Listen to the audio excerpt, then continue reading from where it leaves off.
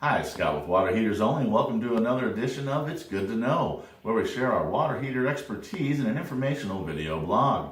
In this segment, we're talking warranties, and we begin with three very crucial words. Read your warranty. If you're having a water heater installed, check with the installer to see if they back the warranty.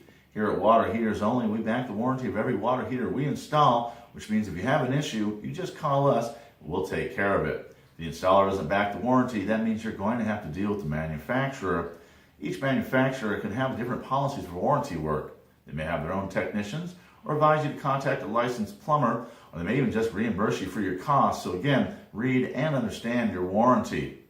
Also, depending on the manufacturer and where it's purchased, some water heaters may have different length warranties. However, the standards are for a residential water heater, it's a 6-year warranty on the water heater and 1 year on the parts and labor.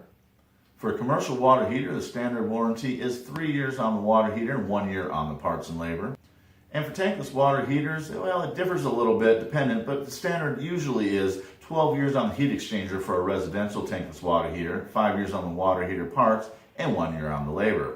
For a commercial tankless water heater, it's usually 5 years on the heat exchanger. But again, read your warranty and talk with your installer if you have any questions.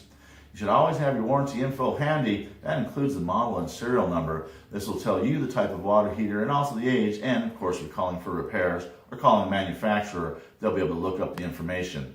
Other information that should be available either in a contract or on your warranty, and then you should make sure you have available is the name of installer and date of installation, address where the water heater is installed, the name of owner, and the owner's address. For some models, the warranty begins at date of installation. If not, it's usually the date of manufacturer. Again, read your warranty. One last point, warranty does not cover everything.